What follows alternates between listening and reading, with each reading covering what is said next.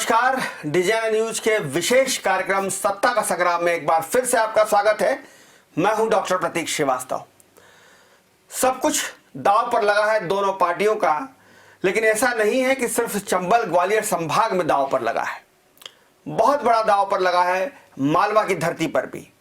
और मालवा की जिन सीटों को लेकर मुकाबला बहुत रोचक और संघर्षपूर्ण हो गया है, उनमें बदनावर और हाटपिपलिया भी शामिल है। बदनावर सीट धार जिले की सीट, ये परंपरागत रूप से कांग्रेस की सीट रही है, लेकिन उसके पहले बहुत लंबे समय तक भारतीय जनसंघ का दबदबा रहा है। इस सीट पर प्रेम सिंह दत्तीगांव बहुत चुनाव लड़े हैं और उसमें से ज्यादातर उन्होंने जीते हैं। फिलहाल इस सीट पर भारतीय जनता पार्टी को उम्मीदवार हैं उद्योग मंत्री राजवर्धन सिंह दत्तीगांव, और कांग्रेस ने दांव खेला है कमल सिंह पटेल पर, जो दत्तीगांव परिवार के बहुत विश्वसनीय माने जाते थे। खासकर प्रेम सिंह दरबार के लिए उन्होंने बहुत काम किया है और चुनाव जिताने में बहुत महत्वपूर्ण भूमिका निभाई है।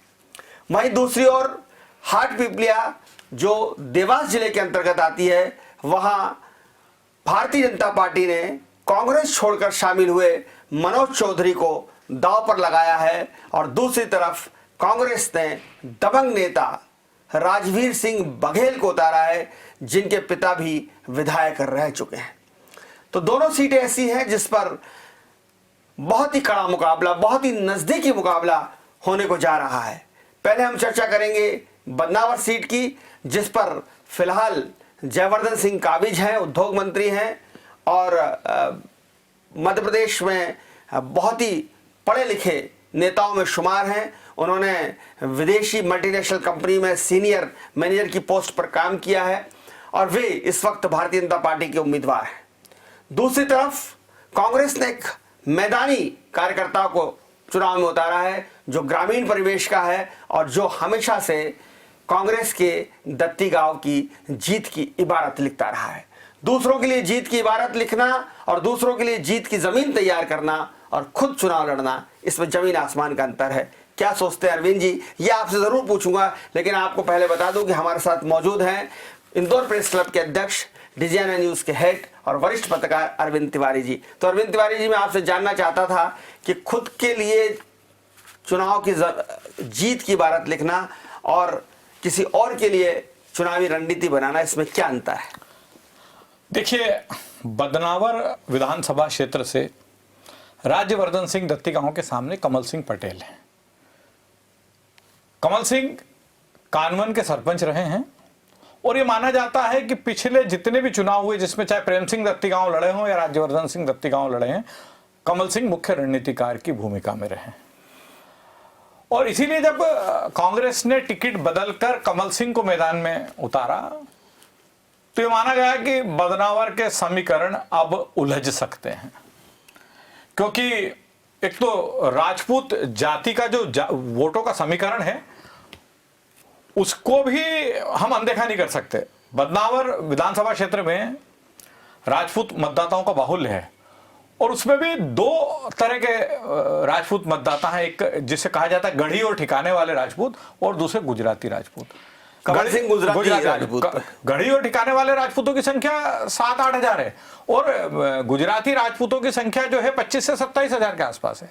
दूसरा ये कि कमल सिंह को मैदान में लाकर कांग्रेस ने जो है भारतीय जनता पार्टी के समीकरण को गड़बड़ा दिया, क्योंकि भारतीय जनता पार्टी को लग रहा था कि राजवर्धन सिंह के मैदान में आने के बाद राजपूत मतों का जो समीकरण है वो उसके पक्ष में हो जाएगा, लेकिन कमल सिंह के मैदान में आने के बाद राजपूत मतों का समीकरण निश्चित तौर पर बदलेगा। दूसरा, इस कॉन्स्टिट्यूंसी का जो एक और बहुत विचित्र चरित्र हुआ है कि राजवर्धन सिंह दत्तीगांव और पाटीदार समाज की बड़ी पुरानी अदावत है।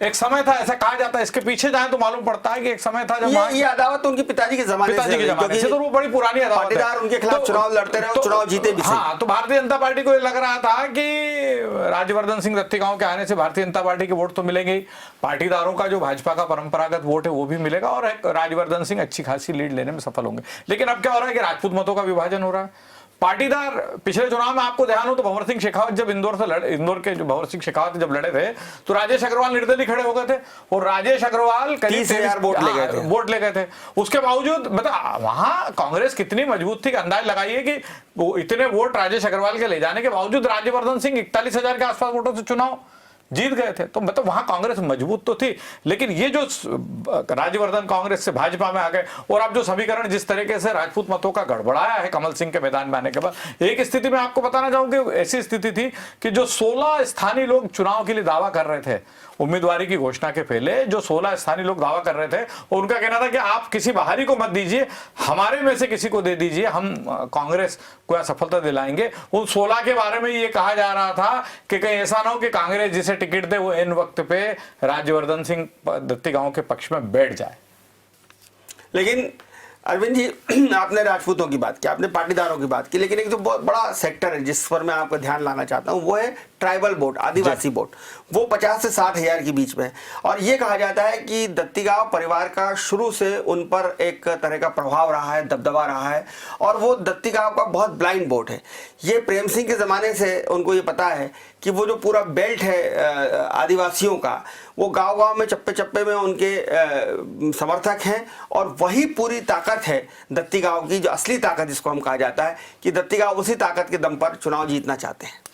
देखिए बिल्कुल सही है कि दत्तीगांव जो ठिकाना है उसका, उस ठिकाने के आसपास के 27 से लेके 30 गांवों में बहुत दबदबा माना जाता है। और बिल्कुल आपने सही कहा कि प्रेम सिंह दत्तीगांव के जमाने से वो लोग दत्तीगांव परिवार की मदद, लेकिन इनमें से एक बड़ा वर्ग ऐसा भी है जो कांग्रेस से जुड़ा होने के कारण भी दत्तीगांव परिवार की मदद करता था। एक फैक्टर और है इसमें, मैं आपको बताऊं कि ये जो पूरा विधानसभा क्षेत्र का ये हिस्सा है, झाबुआ से लगा हुआ है, पांचलिया, हाँ झाबुआ से जो दिलीप सिंह का अब दिलीप सिंह तो रहे नहीं और झाबुआ की आदिवासी राजनीति में कांतिलाल भूरिया और विक्रांत भूरिया का इन दिनों अच्छा खासा होल्ड है। अब ये जो ट्राइबल बेल्ट है बदनावर का, उसमें कांग्रेस ने जिम्मेदारी सौंपी है कांतिलाल भूरिया और विक्रांत भूरिया। तो मेरा ऐसा मानना है, कांतिलाल अभी सक्रिय नहीं है, अभी तक आए नहीं। कांतिलाल भूरिया जो है वो प्रदेश के जो अन्य विधानसभा क्षेत्र में लगातार दौरे कर रहे हैं, लेकिन अंतिम दौर में ऐसा कहा जा रहा है कि वही रहेगा। अभी उनके पुत्र विक्रांत भूरिया सारे जो है वो कांग्रेस उम्मीदवार के साथ ही आदिवासी बहुल क्षेत्रों में। लेकिन ये सब के बावजूद बिल्कुल इसमें कोई दो मत नहीं है कि दत्तीगांव परिवार का इन आदिवासी मतों पर होल्ड है और कांग्रेस इस होल्ड को कांतिलाल भूरिया के माध्यम से, या बाला बच्चन प्रभारी है वहां पे, उमंग सिंगार, आप अंदाज लगाइए कि ट्राइबल वोट्स पे कांग्रेस की भी नजर है क्योंकि कांतिलाल भूरिया, विक्रांत भूरिया, बाला बच्चन हनी बघेल को भी जिम्मेदारी, हनी बघेल धार जिले के जो है वो भी वहीं पे है और उमंग सिंगार अब जब जैसे ही क्वारंटाइन से फ्री होंगे वो भी वहीं के प्रभारी है। तो मतलब कांग्रेस इस ट्राइबल वोट्स, उमंग सिंगार की बीमारी को लेकर भी चर्चा है कि चूंकि उमंग सिंगार सिंधिया जी के बहुत नजदीकी माने जाते थे और दत्तीगांव से भी उनकी मित्रता थी, तो उनकी चर्चा, उनकी बीमारी को लेकर भी चर्चा है। लेकिन मुझे ऐसा लगता है कि जिस भूमिका में उमंग सिंगार इन दिनों हैं, पार्टी के राष्ट्रीय सचिव हैं, झारखंड मामलों के प्रभारी हैं और राहुल गांधी के बड़े विश्वस्त माने जाते हैं, तो मुझे ऐसा नहीं लगता कि चुनाव में कोई भूमिका संभालने से इनकार करने या उससे बचने के चलते उमंग जो है वो क्वारंटाइन हुए। तो वो कोरोना पॉजिटिव हुए और उसके बाद बार बार ये बात कह रहे हैं, वो उनके जो वीडियो आ रहे हैं कि मैं जल्दी स्वस्थ होकर आपके बीच में रहूंगा। बदनावर विधानसभा क्षेत्र को लेकर प्रतीक जी 2-3 चीजें और है कि बदनावर विधानसभा क्षेत्र में अभी तक कुल 14 चुनाव अभी तक हुए, 7 दोनों बार, 7 बार कांग्रेस और 7 बार भारतीय जनता पार्टी। इंदौर के चिरंजी लाल गुप्ता जो हैं वो सन 1972 की कांग्रेस लहर में बदनावर जाके चुनाव जीत गए। चिरंजी लाल गुप्ता उससे जनसंघ के बहुत ही समर्पित माना जाता था। चिरंजी लाल गुप्ता जो है कांग्रेस के उम्मीदवार के रूप में बदनावर से चुनाव लड़े, जीत गए और उन्होंने हराया किसको, वहां के भारतीय जनता जनसंघ के जमाने के और जनता पार्टी के बहुत बड़े लीडर गोवर्धन लाल शर्मा को हराया उन्होंने चुनाव, जो 3 बार वहां से विधायक रहे। मतलब इंदौर का आदमी बिल्कुल, तो ये भी माना जाता है कि उस बदनावर विधानसभा क्षेत्र में वैश्य समुदाय का अच्छा बाहुल्य, व्यापारी वर्ग का, मैं तो वैश्य समुदाय तो व्यापारी वर्ग का अच्छा होल्ड माना जाता है और व्यापारी वर्ग का चूंकि प्रतिनिधित्व चिरंजी लाल गुप्ता करते थे, तत्कालीन मुख्यमंत्री प्रकाश चंद्र सेठी के बड़े खास थे, तो जाके चुनाव जीत गए। 1998 का भी घटनाक्रम बड़ा रोचक है। दिग्विजय सिंह ने अपने खासम खास धार की टकराहट को टालने के लिए दिग्विजय सिंह ने अपने खासम खास मोहन सिंह बुंदेला को बोला कि आप बदनावर से चुनाव लड़ लो और तब उस वक्त खेमराज पाटीदार भारतीय जनता पार्टी के टिकट पर चुनाव लड़े, राज्यवर्धन निर्दलीय लड़ गए और इतने वोट ले गए कि मोहन सिंह बुंदेला जैसा उम्मीदवार वहां से चुनाव हार गया। तो बड़ा मतलब वहां का समीकरण, अब आप देखिए कि 7 बार भारतीय जनसंघ जनता पार्टी और भारतीय जनता पार्टी जीती और 7 बार कांग्रेस जीती, लेकिन पिछले चुनाव में भारतीय जनता पार्टी का बागी खड़ा हो गया, उसके बावजूद राज्यवर्धन सिंह 41,000 वोट से चुनाव जीत गए।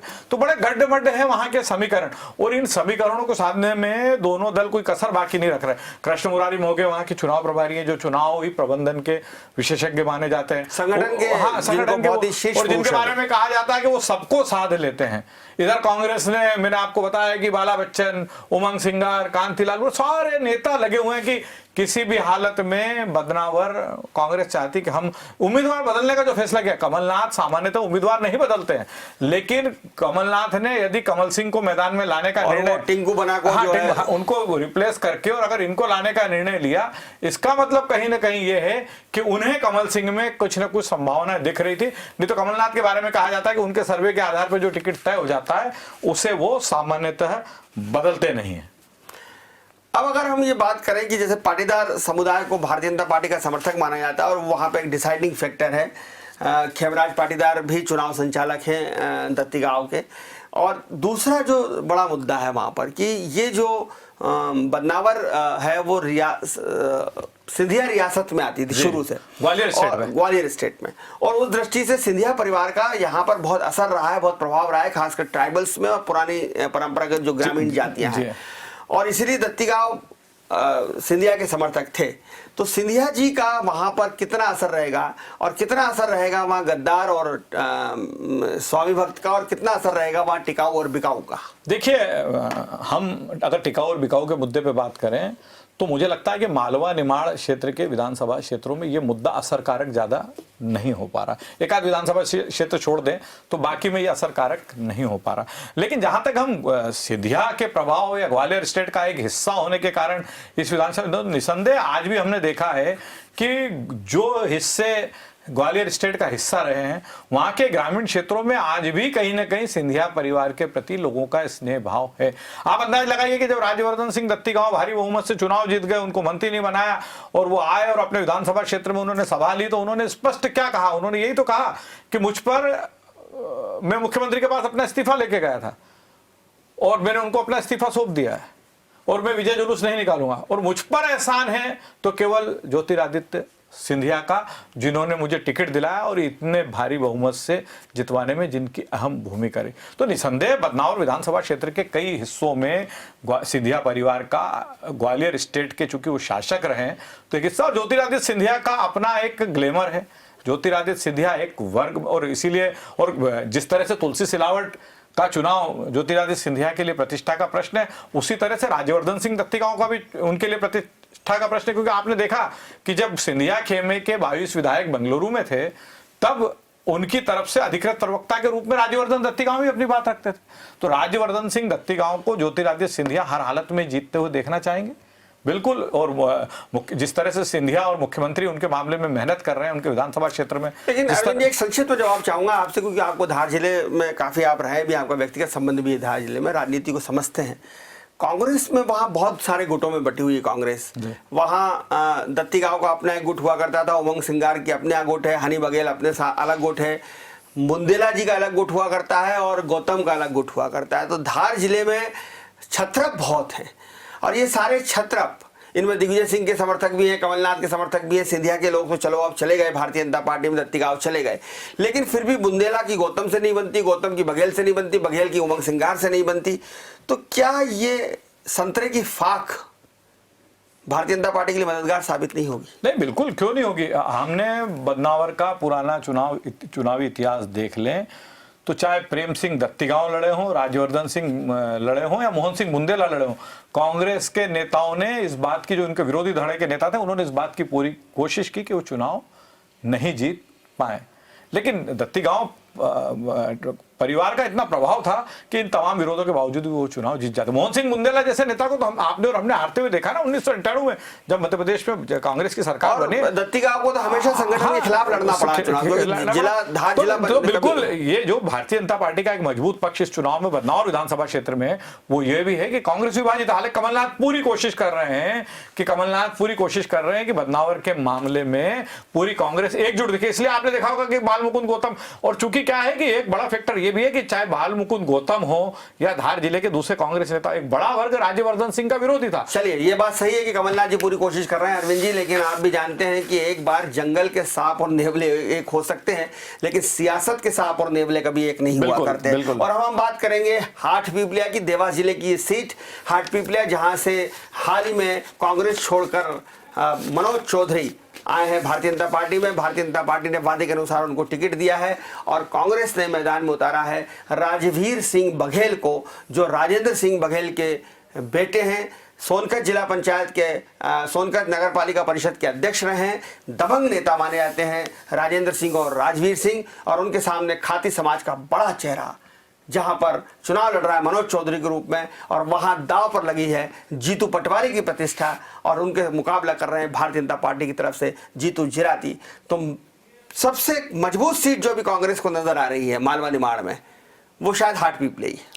देखिए, मालवा निमाड़ में हाटपिपलिया सबसे मजबूत नजर आने के पीछे का जो कारण था वो ये था कि जब से मनोज चौधरी कांग्रेस छोड़ के भाजपा में आए और उनकी उम्मीदवारी की बात चल रही थी, दीपक जोशी जो उस क्षेत्र से 2 बार चुनाव जीत चुके और 1 चुनाव हारे, उन्होंने मनोज की उम्मीदवारी का विरोध शुरू किया था और अपने तीखे तेवर से का एहसास कराना शुरू कर दिया था। और उनके तीखे तेवरों से ऐसा लग रहा था कि ऐसा ना हो कि दीपक जोशी बगावती होकर चुनाव लड़ लें और भारतीय जनता पार्टी के लिए नुकसान का बड़ा कारण बन जाए। लेकिन अंततः दीपक जोशी मान गए। इस विधानसभा क्षेत्र में कैलाश जोशी जो पूर्व मुख्यमंत्री थे, दिवंगत कैलाश जोशी, उनका बड़ा प्रभाव माना जाता। हाटपिपलिया कैलाश जोशी का गृह नगर है, बागली से लगा, और इसीलिए 2008 में जब परिसीमन के बाद में बागली अनुसूचित जनजाति के लिए आरक्षित हो गया तो दीपक जोशी हाटपिपलिया से चुनाव लड़े और हाटपिपलिया से 2 चुनाव। हाटपिपलिया का अगर हम इतिहास देखें 1977 में अस्तित्व में आया ये विधानसभा क्षेत्र, और हाटपिपलिया का यदि हम यहाँ पे इतिहास देखें तो यहाँ से 4 चुनाव तेज सिंह सेंधव आप जानते हैं कितना बड़ा नाम था। जिस जमाने में जनसंघ अभी बागी हो गए, जिस जमाने में जनसंघ थी उसमें उस समय जनसंघ की यूथ विंग हुआ करती थी युवा संघ, जिसमें विक्रम वर्मा से लेकर तमाम बड़े नेता थे। तेज सिंह सेंधव उसके प्रदेश अध्यक्ष हुआ करते थे। 77 में वहां से चुनाव जीते, 80 में चुनाव जीते, 10 में से 6 चुनाव जनसंघ जनता पार्टी और भाजपा ने वहां से जीते हैं। और तेज सिंह सेंधव के साथ बगावती सुर दिखा रहे हैं, और उसके बाद फर्क पड़ेगा उसका? उसके बाद 2 चुनाव दीपक जोशी ने जीते, 1 चुनाव 3 बार। बताइए, बड़ा यहाँ के इतिहास को भी हम देखें तो कई बार तो ऐसा कहा जाता था, पहले ये मिथक दीपक जोशी ने तोड़ा, इसके पहले कहा जाता था कि एक बार वहां से जो है लगातार आप 80 के बाद का इतिहास देखें, एक बार राजेंद्र सिंह बघेल जीते, एक बार तेज सिंह, एक बार राजेंद्र सिंह, एक बार तेज सिंह। अब तेज और दोनों government arts and commerce college में सहपाठी में दोस्त भी हैं। अब तेज सिंह सेंधव के बगावती सूर्य पार्टी वालों ने मना रहे। हालांकि मेरा ऐसा अनुभव और मेरा ऐसा मानना है कि हाटपिपलिया विधानसभा क्षेत्र में तेज सिंह सेंधव की अब वो पकड़ नहीं रही जिसके लिए वो जाने जाते थे। एक लंबा अंतराल जब हो जाता है ना मुख्यधारा की राजनीति से बाहर हुआ। आप देखिए कि 1998 में वो आखिरी चुनाव जीते, 2003 में राजेंद्र सिंह जीत गए, उसके बाद से 20 साल का अंतराल हो गया, तो तब से बहुत ज्यादा पानी गंगा में बह गया, तो एक उनके साथ वो समस्या है। लेकिन इस सब के बावजूद राजवीर सिंह के मैदान में आने से वहां पर कांग्रेस को एक नई ताकत मिली। मनोज चौधरी का जो अच्छा दूसरी, मनोज चौधरी कोई बहुत बड़े लीडर तो है नहीं, एक ही बार के विधायक हैं, है ना साहब, 15 महीने विधायक रहे, अपने विधानसभा क्षेत्र में के लिए कुछ बहुत ज्यादा तो वो कर नहीं पाए। इसमें ये जोड़ने वाली बात भी है कि मनोज चौधरी के पिताजी ने भी नारायण सिंह बघेल को एक बार बागी खड़े होकर लड़ाया था। हाँ, दोनों कांग्रेस में नारायण सिंह चौधरी चौधरी परिवार और बघेल परिवार में पुश्तैनी दुश्मनी है। 2013 में राजेंद्र सिंह बघेल मात्र 200 वोट से हारे थे और वो उसके हार का कारण नारायण सिंह चौधरी थे, क्योंकि वो मनोज चौधरी के पिताजी वहां पर निर्दलीय चुनाव लड़ गए थे, बिल्कुल, और इसलिए उनको हारना पड़ा था। और बहुत लोग जानते हैं कि सज्जन सिंह वर्मा और राजेंद्र सिंह बघेल की भी नहीं बनती है, लेकिन इस बार बहुत आश्चर्यजनक बात देखने को यह आ रही है कि सज्जन वर्मा ने परचम उठा रखा है हाटपिपलिया का। कमलनाथ की प्रतिष्ठा दांव पे लगी है, और जहां कमलनाथ की प्रतिष्ठा दांव पे लग जाती है वहां कमलनाथ के हनुमान यानी सज्जन वर्मा को परचम उठाना ही पड़ता है। तो सज्जन वर्मा के लिए प्रतिष्ठा का प्रश्न बना हुआ है हाटपिपलिया, और जीतू पटवारी खाती समाज को कितना अपनी तरफ डाल पाएंगे, क्योंकि सामने जीतू जिराती है और मनोज चौधरी भी खाती वोट है। आपको क्या लगता है क्या खाती वोट ट्रांसफर होगा? देखिए प्रतीक जी, पिछले चुनाव में एन वक्त पर राजवीर की उम्मीदवारी को नकारते हुए कांग्रेस ने मनोज चौधरी को इसलिए टिकट दिया था कि मध्य प्रदेश का पूरा खाती समाज एकजुट हो गया था। उन्होंने कहा कि आप जीतू पटवारी को तो राव से टिकट दे रहे हैं, लेकिन आपको एक खाती को और टिकट देना पड़ेगा। एक काला पीपल वो लेके माने थे, और उस समय वो उस चुनाव में जीतू पटवारी ही जो है मुख्य कर्णधार बने थे मनोज चौधरी की जीत के, खाती समाज के वोटों के दम पे। लेकिन अब मनोज लड़ रहे हैं भारतीय जनता पार्टी चुनाव, कांग्रेस ने जीतू पटवारी को खाती वोटों के समीकरण को पलटवाने की जिम्मेदारी सौंपी है। अब जीतू पटवारी की प्रतिष्ठा इसलिए दांव पे है कि एक तरफ सामाजिक भूमिका कि समाज तो चाहेगा कि हम अपने एक आदमी को फिर विधायक के रूप में देखें, मनोज को फिर, और दूसरी तरफ कांग्रेस में चूंकि जीतू पटवारी बड़े नेता है, मंत्री रहे हैं, प्रदेश कांग्रेस के कार्यकारी अध्यक्ष है, तो उन्हें कमलनाथ ने कहा कि आप वहां पे जो है खाती समाज के वोटों को साधिए। सज्जन वर्मा ईमानदारी से काम कर रहे हैं, जबकि देवास जिले की कांग्रेस राजनीति में सज्जन वर्मा और राजेंद्र सिंह बघेल की कभी पटी नहीं। सोनकच विधानसभा क्षेत्र में जब भी सज्जन वर्मा चुनाव लड़ते थे, हमेशा इस बात की चर्चा चलती थी कि राजेंद्र बघेल ने कई बार अपने ही मिलाते हैं कचौरी में गोलियां बिल्कुल की तर्ज पर जो है सज्जन वर्मा को नुकसान पहुंचाया है। हाँ। अब फिर भी सज्जन वर्मा जो है वो जहर का घूंट पीकर काम कर रहे हैं, तो ये एक बड़ी बात है।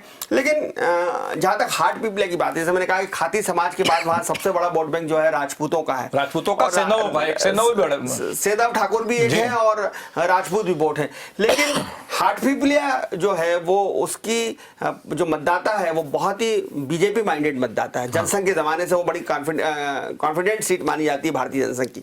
तो हाटपिपलिया में क्या ऐसा खाती वोट, मुझे नहीं लगता कि जीतू पटवारी के लाख कोशिशों के बाद भी कांग्रेस की तरफ डाइवर्ट होगा, क्योंकि जब समाज का आदमी खड़ा होता है तो आखिरी वक्त पर एक फैसला समाज के साथ ही जाता है। फिर जीतू जिराती जैसे नेता, दूसरे जो नेता हैं, माखन सिंह वहां पे कंसंट्रेट कर रहे हैं, इंदर सिंह परमार को पार्टी ने वहां पे भेजा। इन सबको इसीलिए भेजा कि भैया इंदर सिंह परमार ठाकुर वोट को प्रभावित कर रहा है, इसीलिए जो है इन सबको वहां इस समीकरण में भेजा कि आप जो है वहां पे जातिगत समीकरणों को साधिए। तो ऐसे में क्या जो जीतू पटवारी ने कसम खाकर कहा है कि वो मनोज को 25,000 वोटों से हराएंगे, क्या वो लगता है आपको कि अभी वो इस कसम को पूरा करने की स्थिति में है? देखिए, हार जीत का फैसला तो 10 नवंबर को ही होगा, जब नतीजा आएगा तब मालूम पड़ेगा। लेकिन जातिगत समीकरणों ने हाटपिपलिया के चुनाव को बहुत उलझा रखा। अब आप देखिए कि खाती खुद मनोज चौधरी, राजपूत राजवीर सिंह बघेल, उसके अलावा वहाँ मुस्लिम समाज के वोट हैं, वैश्य समुदाय के वोट हैं, ब्राह्मण समुदाय, तो इसलिए वहां के जातिगत समीकरणों, इन दूसरी जातियों के समीकरणों को साधना भी आसान नहीं है।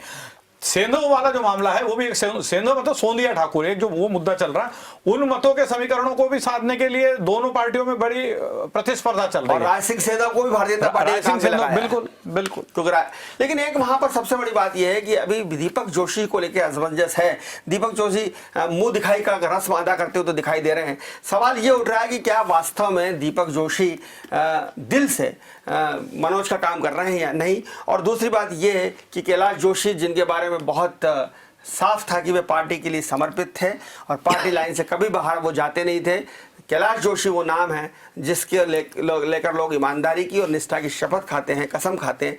क्या दीपक जोशी अपने पिता के मार्ग पर चलते हुए इतनी ईमानदारी से काम करेंगे? देखिए दीपक जोशी को लेकर आप और हम भी संशय में थे, और देवास जिले की राजनीति में जिस तरीके से दीपक जोशी के खिलाफ उनका विरोधी गुट इस चुनाव में हावी दिख रहा था, हमें भी लग रहा था कि दीपक जोशी शायद ही ईमानदारी से काम करें। लेकिन कुछ दिनों पहले जब दीपक जोशी अपने साथियों को लेकर गए और मुख्यमंत्री शिवराज सिंह चौहान के निवास पर जिस तरह की बेबाकी से उन्होंने बात कही, उन्होंने कहा हाँ मैं गलत था, मुझे कांग्रेस से किसी ने नहीं बुलाया था, मैं खुद गया था, और मुख्यमंत्री जी मेरा अपराध अक्षम्य है, आपको मुझे माफ नहीं करना चाहिए, लेकिन मैं छोटा भाई हूं, आप मुझे माफ करें। और शिवराज सिंह चौहान ने भी कैलाश जोशी के साथ अपने पुराने संबंधों का हवाला देते हुए कहा कि हम ये मान ही नहीं सकते कि जोशी परिवार, कि दीपक जोशी ने तो आपको ध्यान है, यहां तक कहा था कि जोशी परिवार को जितना जनसंघ, जनता पार्टी और भाजपा ने दिया है उतना शायद ही किसी परिवार को दिया हो, और बड़ी बेबाकी से उन्होंने अपनी गलती मानी थी। मुझे लगता है कि इतनी बेबाकी से यदि कोई नेता अपनी गलती सार्वजनिक प्लेटफॉर्म पे मान लेता है तो उसके बाद उस पर संशय की स्थिति नहीं बनना चाहिए। अगर उस पर संशय की स्थिति रहेगी तो उसका भी मन डावाडोल होगा। तो दीपक जोशी के ऊपर बहुत दारोमदार निर्भर करेगा मनोज चौधरी की जीत का, भारतीय जनता पार्टी की जीत का, क्योंकि दीपक जोशी जो है वो 2 बार जीते हैं, मंत्री रहे हैं, और शिवराज सिंह चौहान ने भी उनसे कहा है कि चुनाव के बाद जो है उनको और वही सम्मान मिलेगा जो शिवराज की पहली वाली सरकार में मिलता था, यानी निश्चित रूप से उन्हें कहीं ना कहीं राज्य मंत्री का दर्जा दिया जाएगा। और वहाँ पर जो ब्राह्मण वोट बैंक है, खातेगांव में, बागली में, हाटपिपले में, सब जगह ब्राह्मण कहीं ना कहीं डोमिनेटिंग पोजीशन पर हैं। आपको क्या लगता है, क्या दीपक जोशी के टिकट काटने का असर होगा उस ब्राह्मण वोट पे? देखिए, इस विधानसभा क्षेत्र के जो ब्राह्मण मतदाता हैं वो पूरी तरह दीपक जोशी के नियंत्रण में माने जाते हैं, और यदि दीपक जोशी ईमानदारी से भारतीय जनता पार्टी के उम्मीदवार के लिए काम कर रहे हैं तो मुझे नहीं लगता कि ब्राह्मण मतों के समीकरण को में कुछ हेरफेर होगा। और यहाँ एक बात और भी मैं आपसे बताऊंगा कि जिस तरीके से दीपक जोशी अगर जैसा आपने कहा कि दीपक जोशी ईमानदारी से लग गए तो मनोज चौधरी की राह आसान हो सकती है, उसी तरह यदि सज्जन वर्मा ने ईमानदारी से मदद कर दी तो राजवीर सिंह बघेल भी अपने पिता के परंपरागत निर्वाचन क्षेत्र से पहली बार विधायक बनने में सफल हो सकते हैं, क्योंकि राजेंद्र सिंह बघेल का हाटपिपलिया विधानसभा क्षेत्र में बड़ा अच्छा होल्ड माना जाता है। 3 बार चुनाव जीते, 3 बार हारे, लेकिन एक बार महज 200 वोट से वो चुनाव हारे, उनका अच्छा होल्ड माना जाता। और सज्जन वर्मा जिनके समर्थकों की संख्या उस विधानसभा क्षेत्र में बहुत ज्यादा है, यदि ईमानदारी से मदद कर देते, और मुझे लगता है कि सज्जन वर्मा के लिए राजवीर सिंह की मदद मध्य प्रदेश में कांग्रेस को मजबूत कर, और कमलनाथ का जो उन पर विश्वास है सज्जन सिंह वर्मा का, उसको और पुख्ता करने के लिए बहुत जरूरी है। तो हाटपिपलिया में वैसे तो लड़ रहे हैं चुनाव मनोज चौधरी और राजवीर सिंह बघेल, लेकिन प्रतिष्ठा दांव पर लगी है दीपक जोशी की, सज्जन वर्मा की, जीतू पटवारी की और जीतू जिराती की। चेहरा कोई भी हो, दांव बड़े लगे हुए हैं, और हर सीट पर कमोवेश यही समीकरण है, चाहे वो मालवा निमाड़ हो, चाहे वो चंबल की 16 सीटें हैं।